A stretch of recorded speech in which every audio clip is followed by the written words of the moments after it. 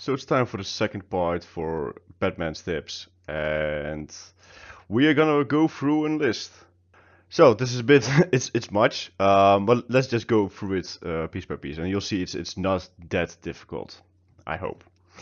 Log in at least 3 or 4 times a day. You know, just to keep your troops going, to do the dailies. Like I think you need to do it at least 2 times a day to get those dailies done. So and participate in every event.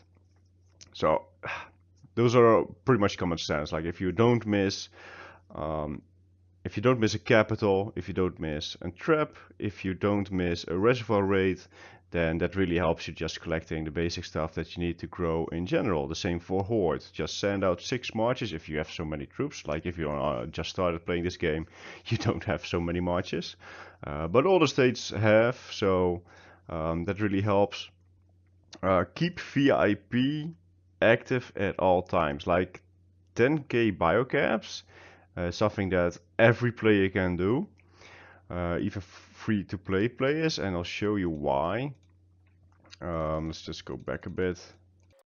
Like it just gives daily some epic fragments, which makes your heroes better, and the chief XP. Like I went back to 6, but this is also very doable. And this is like 4,000 chief XP. I can't show it in here. But that just really helps just grow your talents. And like if you want to do this with biocaps, that's 4,000 biocaps that you need to exchange that. So for 10k biocaps for 1 month, that's a return of an investment of 2.5 days. So keep VIP active. Just for that, there's a lot of benefits that come with this. Also for the hero charge, but let's just go back a bit. I think at 7 troop formations, yeah, formations is fine. Yeah, but at VIP 8 it gives an extra march slot, which helps with doing dailies faster or more resource gathering. This construction speed is in there, that also helps for growing. So yeah, there's more than just the chief XP, but just the chief XP alone is already worth it. Just keep it active, and if you're gonna use the 30-day one, and you're gonna like you don't want to waste anything. You don't just want to use it right now. You want to do this during the Alliance uh, Throwdown. I still mess those two up. Alliance Throwdown 10k biocap challenge, so you participate better in that event too. Okay, save everything for events. Don't use any speed ups, hero gear item, hero shards, chief gear, anything. Don't use any of it. No speed ups. Like if you think like let's upgrade an hero, even that you shouldn't do, or upgrade the skills, because if you do them with these tasks, if you only do them with tasks, that reduces the amount that you need for research. And if you just do the daily objectives, like if you only upgrade during event, only use anything during event. You want to upgrade chief badges, do it on a day like this. You want to upgrade troops, do that when state buff is active and there is an event. Um, let's see. You want to do hero gear? Well, check out which of these days doesn't have hero or chief, and then plan it out, because every time you do it, you get 3 or 4,000 biocaps, which helps you with other events or just keeping VIP active. So choose your events. Like if you are impatient, then just try and get those dailies, or save enough. Calculate how much you need. Save enough to finish a daily so you get those biocaps and those extra rewards. Um, are you patient? And with patient, I mean like if you can save 3 to 6 months um, of hoarding everything, speed ups, not using plasma, not using chief gear, hero gear, everything. If you can save all of that, I have seen a lot of free-to-play players win SOTF or SVS #1 and get those hero shots. I have seen it. Multiple members in my alliance have done it. So it is possible. It is possible to win that event without paying. But it requires a lot of patience and waiting until the like if the new heroes came out, don't do it like in a moment like that. Wait for all the spenders and the threats in those situations to have the new heroes and then participate in such an event. Do not finish all research or all farm buildings, and I'll show you why. Like, I'm maxed. I can't use any speed up, and I'll show you. Like, now I got these speed ups that I have absolutely no use of, but during an event this gives a lot of points, it gives a lot of score. So if I didn't upgrade the furnace to level 30, I just keep a few of these so you can still mess up. At level 25, like these things, they do not generate any production at all. Look at this. We're talking about thousands, while we need millions. So these do nothing. Gathering outside, that generates resources. These are pointless objects. I don't even know why I'm clicking it. I'm probably just some OCD kind of thing. But if you don't upgrade it, you can... I'll show you how it works. So I've done it for the research. By not upgrading it, you can just start a research. Is it development? Or just do this one. Like it says 1 day and 2 hours. And it just costs 1 million of resources. So I do this. I use the speed ups.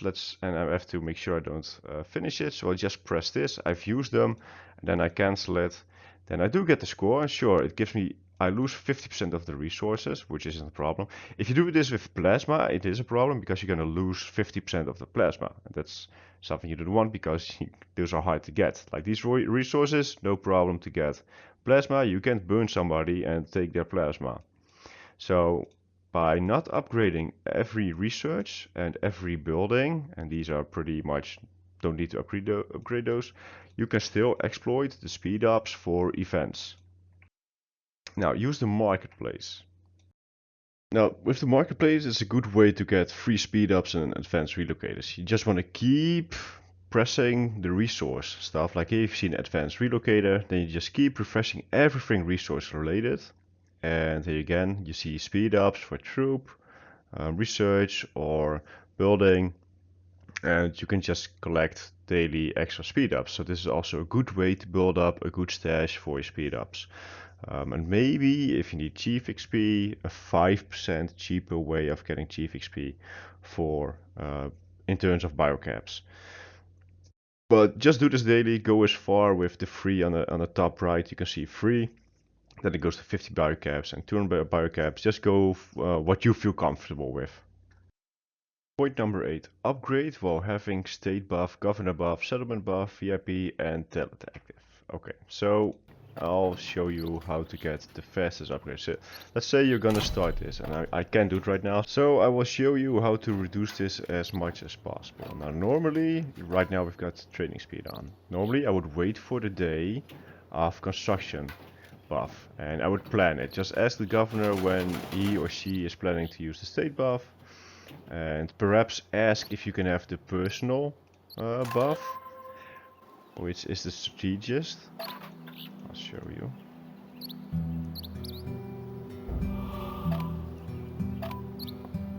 Burn 'em. Ask the governor if you can have the strategist buff. And if you do it with state buff and you have strategist, that helps already. Now let's just see.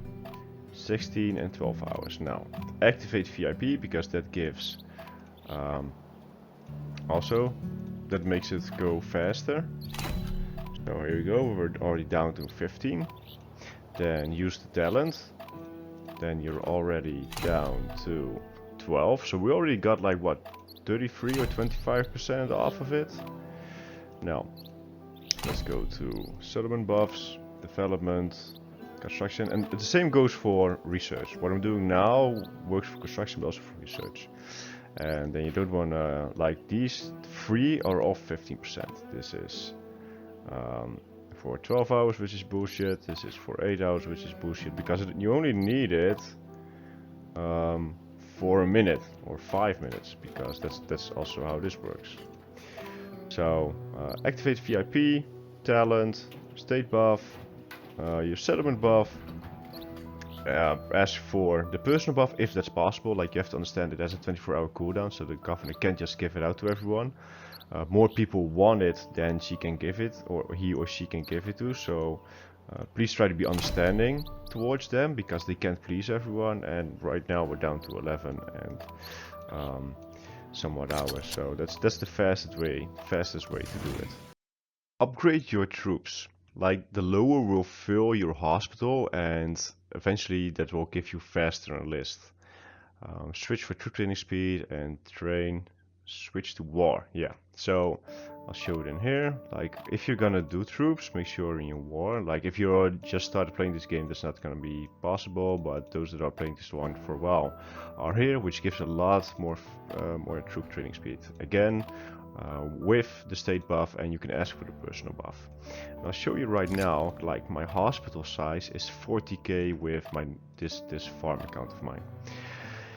I have 140,000 troops. That sounds like, oh wow, that's pretty impressive, but well, not impressive. It's actually not impressive, but it's a lot more than my hospital, which pretty much is the problem that everyone has. Now here's the other problem. I got like 40,000 really low troops in here, so 40,000 tier 1 can fill my hospital. But once my hospital's full, you get enlist. When you get enlist, you lose 30% of those troops. Since I've got 100k more troops than I have hospital, I'm gonna lose 30% of those if they zero me, so I'm gonna lose 30,000 troops. If I've upgraded them, I'm still gonna lose troops, but less, and my hospital gets filled less, or even, at least they're not gonna get filled with useless troops. So that's why it's important to always upgrade your troops. There is no point in any way, even in PvP, there is no advantage to having these weird things. Even though the game kind of suggests it, it isn't. Always use your highest tier available. There is no need for lower tier troops. So number 10, prevent war if possible. Now this is gonna sound stupid on servers that have states that have just started, and it is. Like if the state just started, you're gonna have wars, you're gonna have fights. It's gonna take a while, and it's part of the process of a state. But once the state gets older and SVS starts looking around the corner, you're gonna slowly want to start working together. And here is why. I've already explained in the previous video that you need a lot of troops in order to defend yourself against really strong enemies. In war you will always lose troops. If you are defending and you get enlist, and it's really, especially on new stage, you get that fast because you don't have a lot of troops to actually defend yourself. The enlist rule is you lose 30% of your enlist. So if you got 300k troops and your hospital doesn't have that, like I just explained, you're gonna lose 30% of that. If you're hitting a settlement during war, well, you're still gonna lose troops. Like even me with being maxed, even if I hit people, I still lose 10 or 20k troops while hitting something. That's why I usually only do it in SVS, so I at least get some back. And Reservoir, there's no harm. But in your own state, this is pretty brutal. You're gonna lose them. So it's gonna prevent your own growth too. And for Reservoir, especially in the league, it helps to just have a lot of troops. So that's why I say prevent war if possible. Like you can't always prevent it. Sometimes it's needed. But if you can come to terms with each other, in my opinion, you should. And you gotta find a way to work together. Now, point 11. Join the SOS GoLab Discord. There's a link in the description. There is a lot of information, a lot of people, but a lot of good information being shared there. So if you want to know what's going on, what the game changes are, from my opinion is there's a lot of good people in there and a lot of information being shared that you can really use. And this is going to be a weird one. Support any non-spend protest the best you can. I'm not going to say that I've always done it, but here's the thing. Developers care more about money than the game. You will, if you're new to the state, like if you're already playing this game for a while, it already shows. You've just seen the recent update. It's crazy. But the developers, as long as they're making money, they don't have to care, and that's the business value. If you make money, you're good. And they are making money, a lot of it. So why should they make a good game?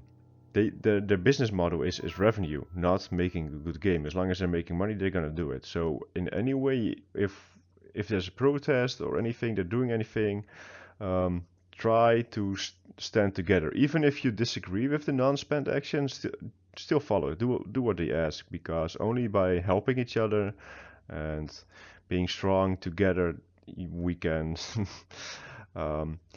try to force or hope or whatever, try to redirect the developers into making it a good game instead of dumbass events. Like personally, I really hate the dig event. I don't feel like Migo improves the gameplay experience for me. Like digging, it's always in these weird times. Um, the Kamuto town or the underground event, it's just constant standing out marches, constant doing those heroes. Like maybe I am fed up of it because I've been playing this for a long while. Like personally, what excites me is Reservoir Raid and SVS. I think if they focus on events like that, it would be better. That's what I feel is good about this game, but everything else that just feels like work after playing this long. So that's why I've put it in there. I think that's important for the future of this game. Okay, thanks for watching everyone. Again, special thanks to Gwyn from State 236. He made this possible. So I'll see you guys next time.